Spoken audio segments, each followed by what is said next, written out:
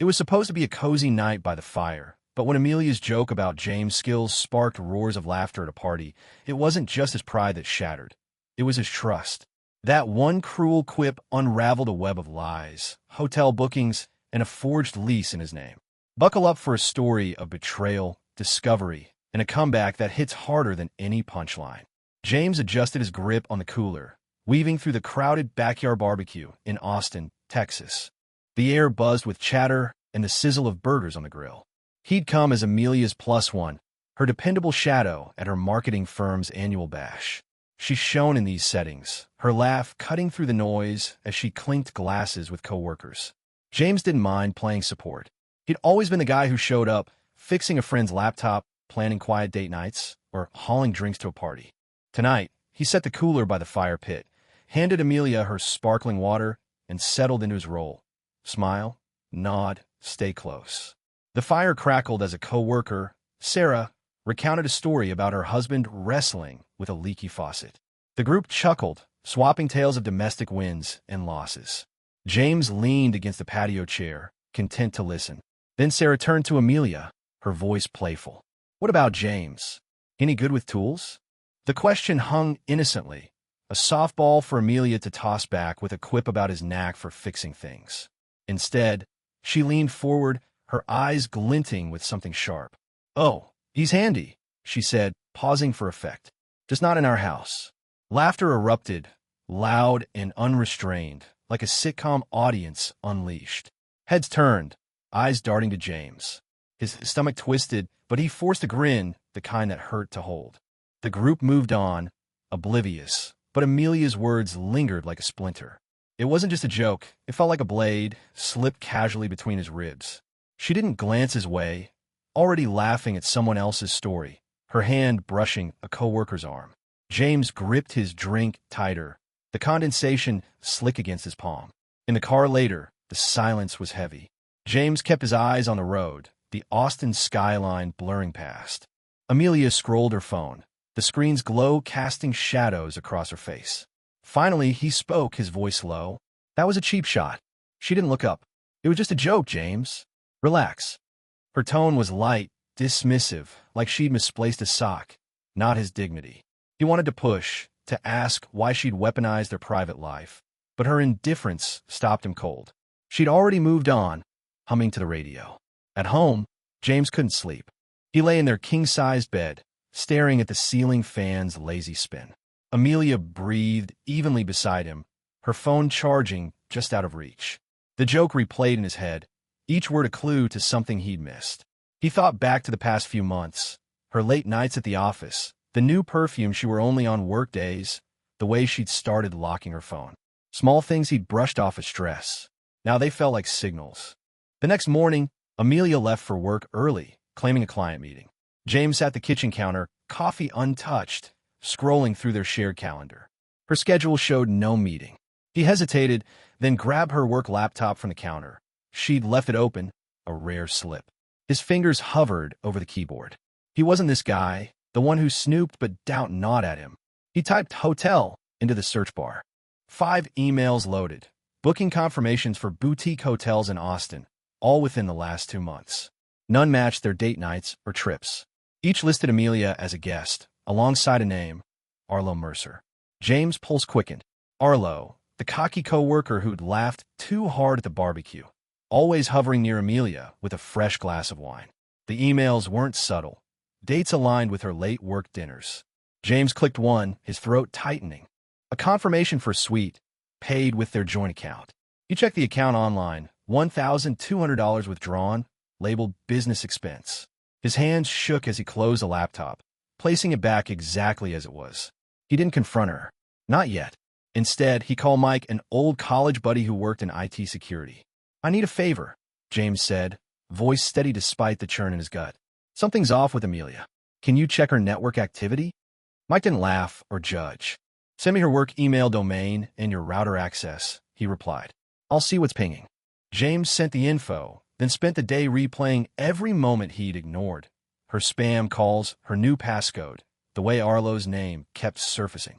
That evening, Amelia came home late, her perfume sharp and unfamiliar. She kissed his cheek, casual as ever, and asked about dinner. James played along, stirring pasta sauce while watching her from the corner of his eye. She chatted about a campaign pitch, her voice bright, practiced. But when she stepped outside to take a call, "Just a client," she said. James noticed her thumb hover over the screen, hiding the caller ID. His phone buzzed with a text from Mike. "She's using an encrypted messaging app. Not on her main phone activity. Be careful." James set the table, his mind racing. The joke at the barbecue wasn't a one-off.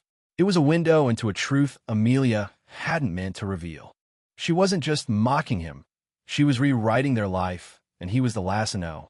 As they ate, her smile felt like a mask, and James realized he couldn't stay blind anymore. He needed proof, something undeniable, before he made his next move. James woke to the sound of Amelia's car pulling out of the driveway.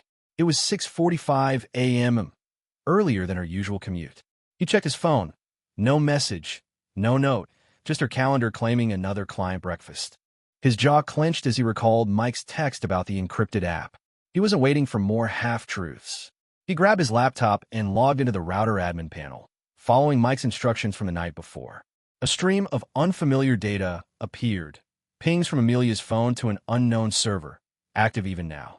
James forwarded the logs to Mike, then headed to his design studio, a small rented space downtown where he could think without her shadow looming. At the studio, he sifted through their joint bank account again.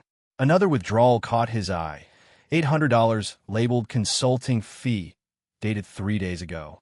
No consulting gig existed. He'd have known. He cross-checked the date with the hotel bookings. It matched a stay at a boutique hotel near Zilker Park, reserved under Arlo's name. James' fingers hovered over his phone, tempted to call her to demand answers. Instead, he dialed Mike. "She's hiding something big," James said. "Can you dig deeper?" Mike agreed, warning him to stay discreet. "She's careful," he said. "This isn't amateur stuff." By noon, James couldn't focus on his design work. He drove to Amelia's office, parking across the street. She stepped out at 1:15, not for lunch, but with a manila envelope handed to a coworker, Rachel, in the parking lot. Their exchange was quick, deliberate, like a rehearsed drop. Rachel tucked the envelope into her bag and left. Amelia lingered, checking her phone, then drove off, not back to the office but towards South Congress. James followed, keeping 2 cars between them. She pulled into a coffee shop lot, where Arlo waited, leaning against a black SUV. They didn't touch, but their ease spoke of routine. James snapped a photo from his car, his hands steady despite the adrenaline. Back home, he searched Amelia's laptop again, this time for envelope. An email thread popped up, buried in a folder labeled Miscellaneous. It was between Amelia and Rachel, discussing a backup plan for the lease. James' breath caught when he saw his own name in the text, tied to a downtown apartment he'd never heard of. The lease PDF was attached, his signature forged with their joint account listed for payments. He downloaded the file, his mind racing. Was she planning to move him out? Or worse, to frame him for something? He sent the PDF to Mike, who called back within the hour. "This is identity theft," Mike said. "Lock your credit now." James spent the afternoon on the phone with his bank, freezing accounts and flagging the forged lease. The banker confirmed unauthorized activity, a $5,000 transfer to an account in James' name, one he hadn't opened. Amelia was listed as the beneficiary. His stomach churned as he realized the depth of her deception. Not just an affair, but a calculated unraveling of his life. He texted Amelia, keeping it casual. "Home for dinner?" She replied instantly. "Late meeting, don't wait up." He stared at the message, knowing she was lying.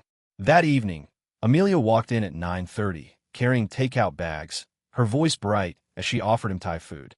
James declined, citing a deadline. She didn't push, just ate alone at the counter, scrolling her phone. He watched her, noting the absence of guilt in her movements. Later, as she showered, he checked her purse, finding a folded note tucked in a side pocket.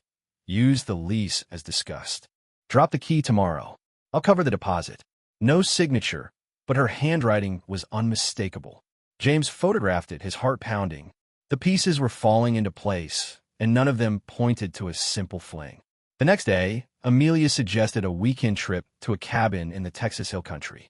"Just us," she said, her smile warm but practiced. "We need this." James nodded, sensing an opportunity. If she was planning something, The isolation of the cabin would force her to show her hand. He agreed, booking the rental himself to control the details. Before leaving, he met Mike at a diner. Mike handed him a USB drive. "Network logs and app data," he said. "She's messaging Arlo through a secure platform. I can't crack it yet, but it's frequent." James pocketed the drive, his resolve hardening. He wasn't just chasing proof now. He was preparing for a fight. Friday morning, they drove to the cabin. Amelia chatted about work, her voice light, but James caught her glancing at her phone when she thought he wasn't looking. The cabin sat at the end of a winding dirt road, surrounded by dense oaks. No signal, no neighbors. Perfect for her plan, whatever it was. James unpacked, watching her every move. She poured wine, toasted to new starts, and suggested a card game.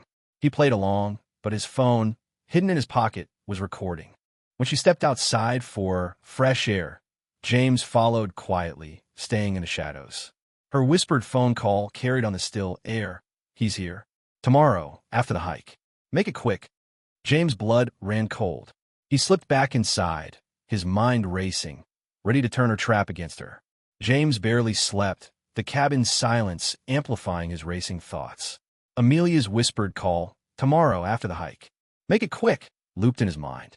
He lay still, eyes fixed on the ceiling's wooden beams, his phone hidden under the pillow, still recording. Amelia slept soundly beside him, her steady breathing a stark contrast to the storm in his chest. At dawn, he slipped out of bed, checked the recording, and saved it to a cloud drive Mike had set up. Whatever happened today, he'd have evidence. Amelia woke at 7:30, suggesting pancakes for breakfast. She moved with practiced ease, mixing batter and humming softly, as if this were a normal getaway. James watched her, searching for cracks in her performance. She handed him a plate, her smile warm, but he noticed her glance at her phone, left face down on the counter. He ate slowly, his stomach tight, and complimented the food to keep her at ease. "Let's hike to the lake," she said, stacking dishes. "It'll be fun." James nodded, sensing the hike was no casual stroll. They set out at 10 o'clock, following a trail through dense hill country oaks. Amelia led, chatting about the scenery, but her pace was deliberate, her eyes scanning the path ahead. James kept his distance, phone in his pocket, recording audio. Halfway to the lake, she stopped at a clearing, suggesting they rest. He sat on a fallen log, watching her fidget with her water bottle.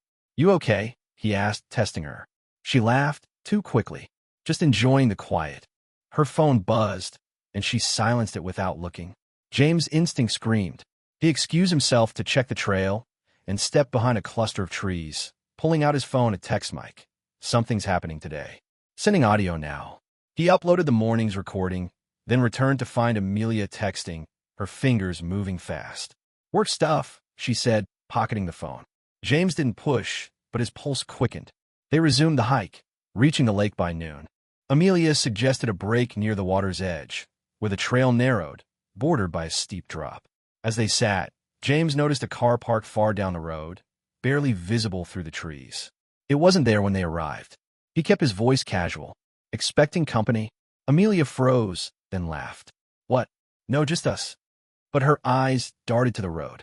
James stood, stretching, and moved closer to the trail's edge, pretending to admire the view. His phone vibrated. Mike's reply. Got the audio. Car registered to Arlo Mercer. "Get out now." James' heart pounded. He turned to Amelia. "Let's head back. I'm not feeling great." Her face tightened, but she agreed. On the return hike, James stayed behind her, watching her steps.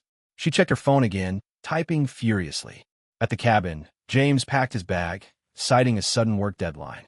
"I'll drive back tonight," he said, keeping his tone light. Amelia protested, her voice sharp. "We's got here. Can't it wait?" He shook his head, grabbing the car keys. "I'll call you later." She followed him to the porch, her expression unreadable, but didn't stop him. James drove 3 miles to a gas station with cell service and called Mike. "She's planning something," he said, voice low. "That call last night, it's happening today." Mike was already on it. "I pulled her app data. She's been texting Arlo about a transfer and a policy update. Check your insurance account." James logged in from his phone, his hands shaking.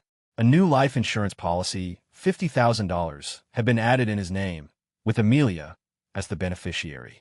His signature was forged, dated a week ago. He called the insurance company, voice steady despite his rage. The agent confirmed the policy was active, but flagged it for fraud after James explained the forgery. "We'll freeze it," she said. "Send us the lease and bank records." James emailed everything: lease, bank transfers, hotel bookings, and the cabin audio. Then he drove to a motel in Austin, checking in under a fake name. Mike met him there, handing over a printout of Amelia's encrypted messages, decrypted using a backdoor in her app. They confirmed Arlo's role, not just her lover, but her partner in a scheme to siphon money and pin it on James. James stared at the messages, each one a nail in the coffin of his trust. One read, "After the hike, he signs. If not, we move to Plan B." Plan B wasn't spelled out, but James didn't need it to be. He called his lawyer, a friend from college, and filed for a temporary restraining order, citing identity theft and fraud. "Don't go home yet," the lawyer said.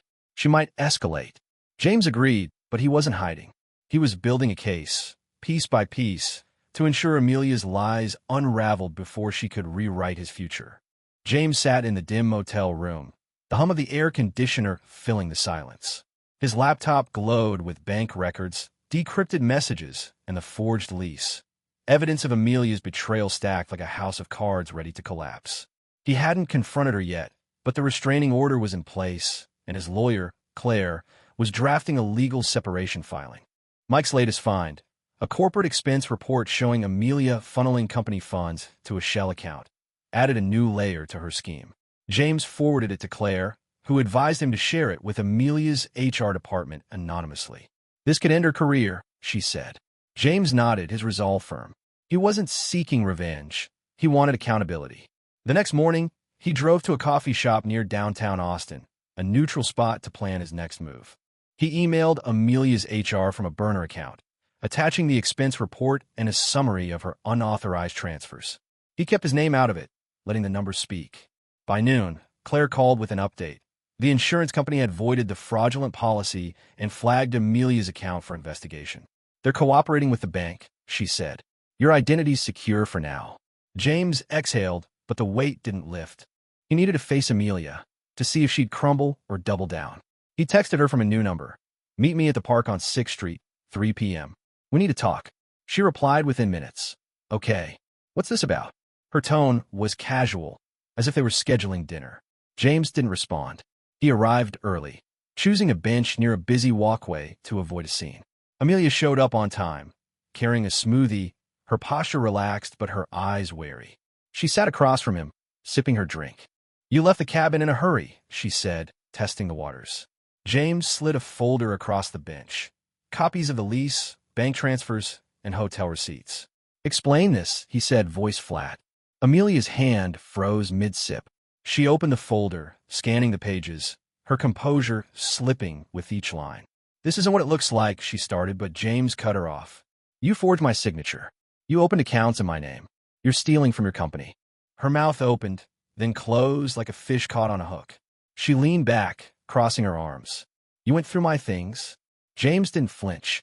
"You left me no choice." For the first time, her confidence wavered, replaced by a flicker of panic. She admitted to the affair with Arlo, claiming it was a mistake that spiraled. "The lease," she said, "was to help a friend with a deposit, and the accounts were temporary for project." James didn't buy it. "Then why my name? Why the secrecy?" She had no answer, her eyes darting to the folder.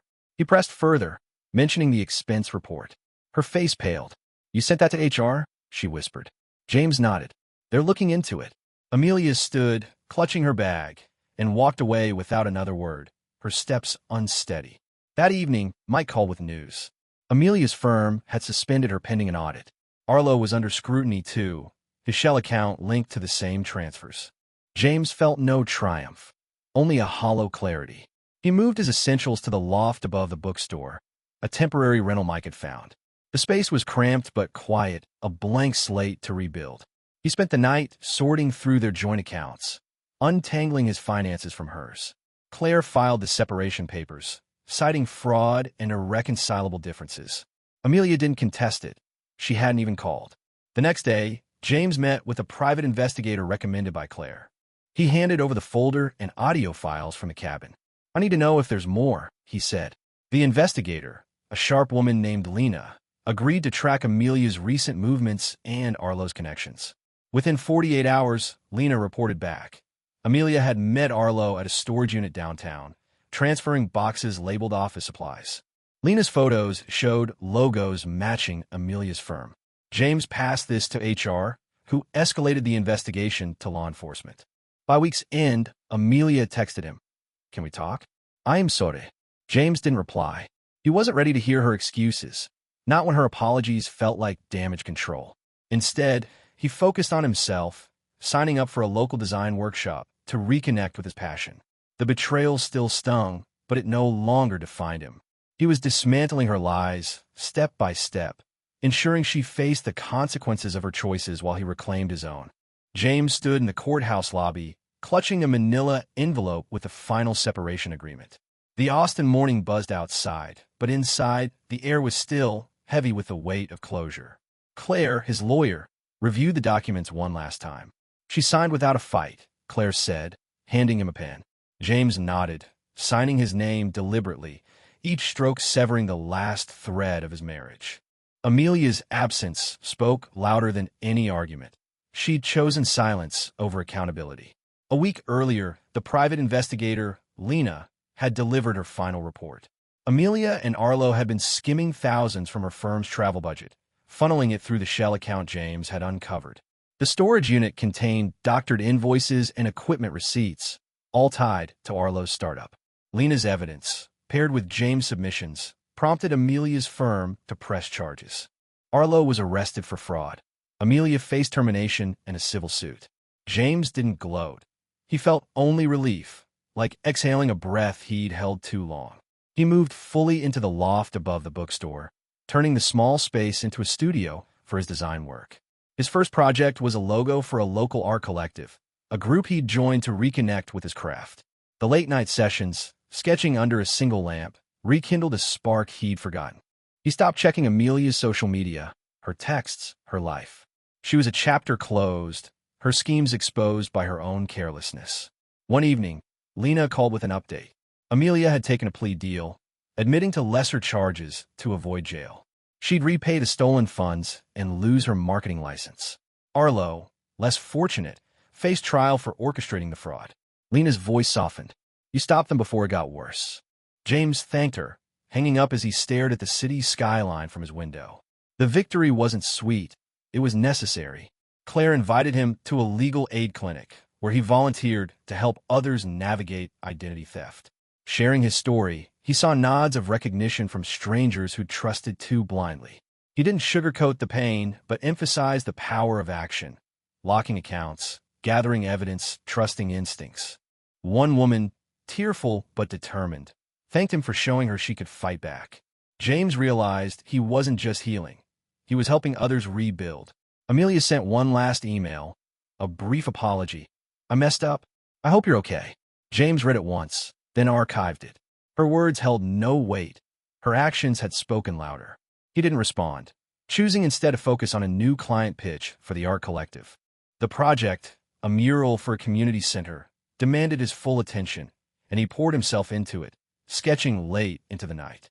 Months later, at the mural's unveiling, James stood among neighbors and artists, the vibrant design reflecting Austin's spirit. A local reporter asked about his inspiration. Starting over, he said simply. The crowd clapped, unaware of the betrayal that had pushed him to this moment. He glanced at the mural, its bold lines a testament to his resilience. For the first time in a year, he felt steady, not as the man Amelia had mocked, but as the one who'd outsmarted her game. James shared his story on a small YouTube channel run by the Art Collective, urging viewers to trust their gut when something fell off. The video gained traction, comments flooding with stories of betrayal and recovery. He read each one, responding to a few, his words simple. "You're not alone. Keep going." The channel grew, and James became its reluctant voice, a guide for those navigating their own fallout. By spring, he'd sign a lease for a larger studio, his design business thriving. He didn't dwell on Amelia or Arlo. They were footnotes in a life he was rewriting. At a collective meeting, he met Elena, a sculptor with a sharp wit and no patience for pretense. They bonded over shared projects, not promises, building trust slowly. James didn't need a new love story yet. just the freedom to write his own ending.